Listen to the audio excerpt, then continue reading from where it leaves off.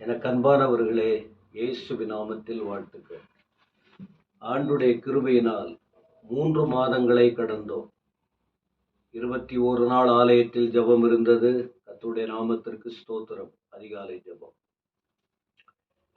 45 நாள் ஏறக்குறைய ஆலயத்தில் தினமும் மாலையில் ஆண்டவர் இயேசுவை குறித்ததான லெந்து நாட்களையொட்டி தியான கூட்டங்கள் இருந்தது. ஒவ்வொரு நாளும் கர்த்தருடைய வார்த்தையை தியானிக்க தேவன் கிருபை கொடுத்தார். குட் ஃப்ரைடே ஆராதனை, நேற்று ஈஸ்டர் ஆராதனை, எல்லாம் கர்த்தரை கனம் பண்ண, நம்முடைய நோக்கம் எல்லாம் அவரை கனம் பண்ண வேண்டும், அவரை உயர்த்த வேண்டும், மகிமைப்படுத்த வேண்டும். தேவ கிருபை இருந்து நடத்தப்பட்டது. எனவே இந்த நாளில் ஏப்ரல் மாதம் 1ஆம் தேதி காலை நாம் ஆண்டவருக்கு நன்றி சொல்ல வேண்டும். இந்த மாதத்திற்கு ஒரு வார்த்தை உங்களுக்கு நான் குறிப்பிட விரும்புகிறேன். 4வது சங்கீதம் 4ஆம் வசனம். சங்கீதம் 4:4.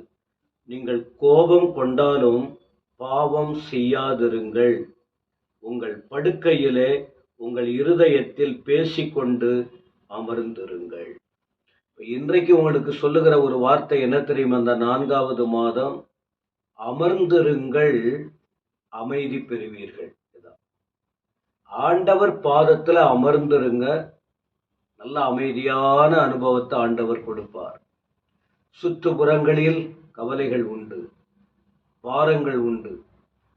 சுகவினங்களை குறித்து கேள்விப்படும் போது, வாழ்க்கையில் நடக்கிற பிரச்சனைகளை குறித்து யோசிக்கும் போது, நாம் விலகி போனாலும் நம்மை துரத்தி வருகிற துன்பங்களின் உச்சகட்டங்கள் நம்மை கண்கலங்க வைக்கிறது, கலங்க வைக்கிறது, உடைத்து போடுகிறது, நொறுங்கி போகிற மனநிலை ஏற்படுகிறது. நாலா பக்கமும் யோசிக்கிறோம், என்ன செய்வதென்று தெரியவில்லை. இப்படிப்பட்ட நிலையில் இந்த மாதம் ஆண்டவர் நமக்கு சொல்லுகிற வார்த்தை தான் என்ன? அமைதியா இருங்க. எந்த பக்கமும் நீங்க கவனத்தை செலுத்த வேண்டாம். இருதயத்தில் பாரம் வருகிறதா? மனம் குழப்பம் அடைகிறதா? என்ன செய்யணும்னு தெரியல, அப்படிப்பட்ட நிலை காணப்படுகிறதா? ஆண்டவர் பாதத்துல அமர்ந்திருங்கள். நீங்க அந்த அமைதியை பெறுவீர்கள். 2 சந்தர்ப்பம் சொல்லட்டுமா? 1, இது தாவீதின் அனுபவம். தாவீது கூட என்ன சொல்றாரு பாருங்க. 46வது சங்கீதத்தில் ஒரு வசனம், நீங்கள் அமர்ந்திருந்து, 10வது வசனம், சங்கீதம் 46:10, நீங்கள் அமர்ந்திருந்து நானே தேவன் என்று அறிந்து கொள்ளுங்கள், ஜாதிகளுக்குள் உயர்ந்திருப்பேன், பூமியில் உயர்ந்திருப்பேன். தேவனுடைய பாதத்தில் இருதயத்தில் பேசி நீங்க அமர்ந்திருங்கன்னு சொன்ன ஆண்டவர் யார் என்று அறிந்து அவருக்கு முன்னால அவரை மட்டும் முன்ன வச்சு அமைதியா இருங்க. அவர் உயர்ந்த தேவன். உங்களை எப்படி உயர்த்துவார் என்று இந்த மனுஷனுடைய வாழ்விலிருந்து பார்க்க முடியும். அன்னாளின் வாழ்க்கை உங்களுக்கு தெரியும். அலசடிப்பட்ட அனுபவம்.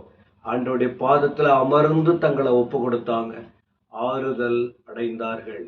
அதே போல மரியாதை குறித்து உங்களுக்கு தெரியும் அல்லவா? எவ்வளோ சூழ்நிலைகள் மத்தியில் ஆண்டுடைய பாதத்தில் அமர்ந்து அவருடைய வார்த்தையை கேட்டார்கள், நல்ல பங்கை தெரிந்து கொண்டார்கள்.